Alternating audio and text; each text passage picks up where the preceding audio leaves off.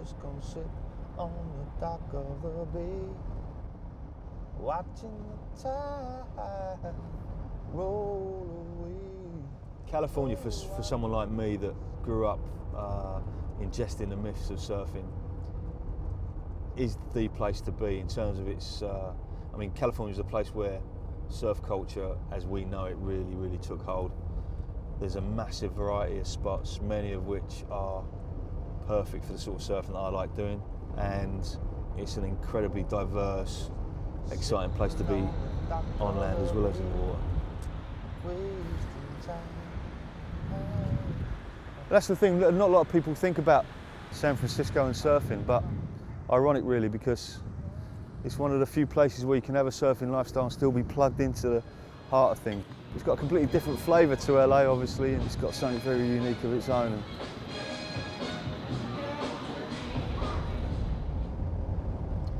Right, so now we're leaving the Mission and we're on the way down to Ocean Beach, which is about 4 or 5 miles away.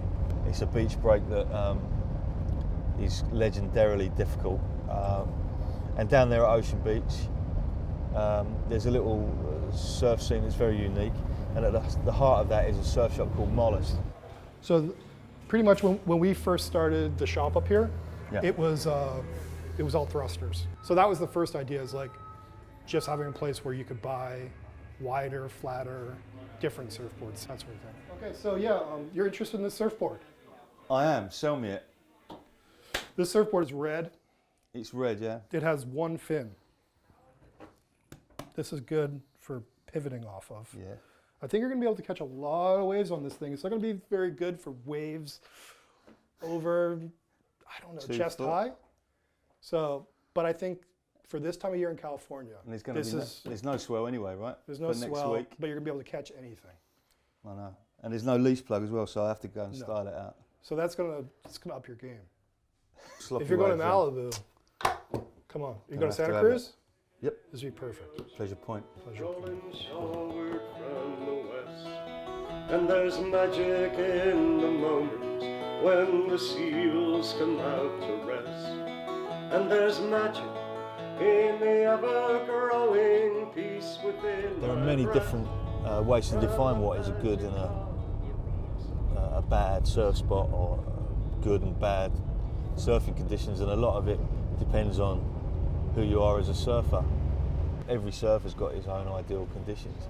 It kind of exists in your mind, that perfect surf, that perfect day, and that's one of the things that drives most surfers on, is that looking for that perfect day, that perfect wave, that perfect surf. That's what you're always looking for and chasing, and that really defines a lot of the nature of surf culture. And there's magic in the ever-growing peace within my breast, from the magic of the rock song. Here's one of those boards I wanted to show you with the Thomas Campbell art. Yeah, so this is an old single fin style out of the 70s, but that's Thomas Campbell art that he threw on there, and that's the kind of style of stuff he does. I've seen a couple of your nose riders in England actually. Oh yeah. Did you imagine that when you started out in this world that you'd still be shaping surfboards 50 years later? I didn't think, when I was a kid, I thought, boy, the year 2000, I'll probably be dead by then. But I'm 64 and still kicking, so the surfing culture and the surfing world's changed a lot. Everybody's doing it everywhere, you know. I mean, it's crazy the amount of surf travel there is, the amount of surf industry there is all around the world, and still new places are being discovered and new places are popping up. So I didn't foresee surfing being what it was today, but I always had such a love for it. And even though I studied architecture in college, I thought, you know what, I just can't get away from the ocean. I can't get away from, you know, working with my hands and being involved in the sport, right down to the very creation of the boards themselves. And I've enjoyed that. I haven't made a lot of money, but I've enjoyed that and get to go surfing. So that's a cool little place right there. There might be some waves down the street too, you never know. Yeah, hope Water so. be warm, so. Hope so. All right, gentlemen. Later. Thank you, Michelle. Bye-bye. Thank you. My mama told me, son, always be a good boy, don't ever play with guns, but I shot a man in Reno. Surf culture has this amazing ability to create legendary figures And I think one of the reasons that is that up until really quite recently, it's been a very much an oral culture transmitted from surfer to surfer, person to person. Often after a day's surf,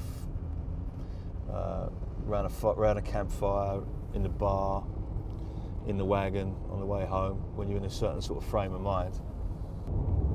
That's another thing that is fascinating about it from someone that is interested in music, art, books and films. Surfing has created its own aesthetic and its own language and its own set of cultural products that are always feeding into one another. This is so beautiful, it's unbelievable.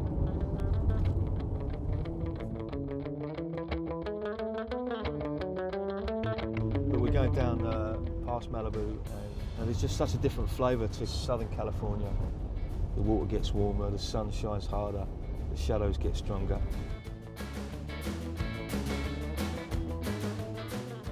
I'm at one of those excited moments now because we just pulled into the Malibu car park. It doesn't come any more powerful a surfing foundation myth than this place. And looking back there at this wall that's been created quite recently to look like the old 60s tumble down crappy old wall that existed at Malibu.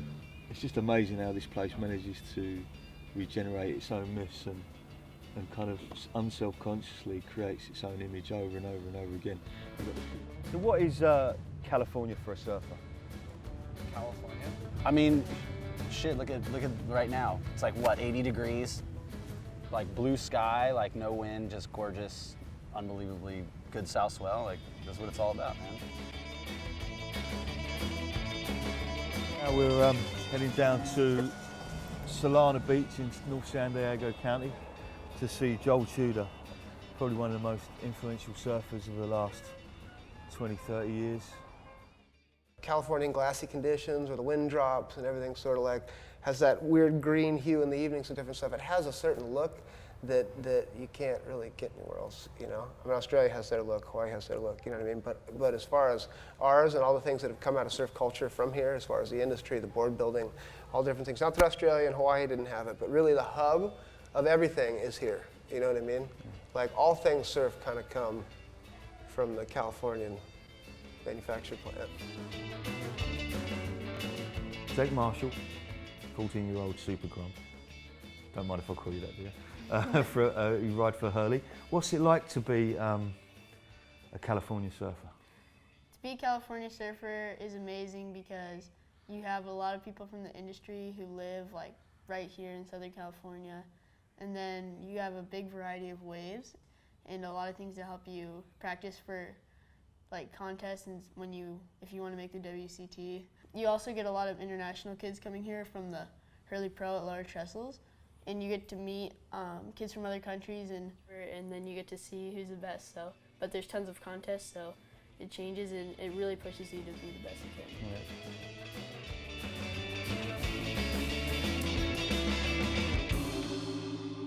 The surfer has become an American icon like a cowboy or a mountain climber. And so we're an iconic, romantic, outdoorsman, handsome, virile figure that's always going to be there and it's never going to change. And, you know, we're branded, you know. The real hardcore guys aren't in the magazines, they aren't in the media. They're camping in Baja and they abhor all the commercial aspects of surf culture now. And they're, you know, as we like to say here, it's like really when you boil it all down, it's a man on a wave. And when you think about it, that's what it is. And then you kick out and somebody might have seen you or not, but it's just you on the wave and your feelings and all that. All the rest, as Mickey Doris said, goes flying over your head and it's all BS. The early surfers, these guys were living a really alternative lifestyle based around the ocean, creating a life that was intensely involved in the environment. And it's always seemed to me that surfers in California really did create a very early idea of the counterculture. And even though here in 2013 the global surf industry is worth billions of dollars and it's merchandised. At the heart of it, there is a fundamentally non-conformist way of looking at the world. Your existence is defined by the wind, the tide, the swell, and the conditions in the water. And at the heart of it remains a very intense, very personal experience for every surfer.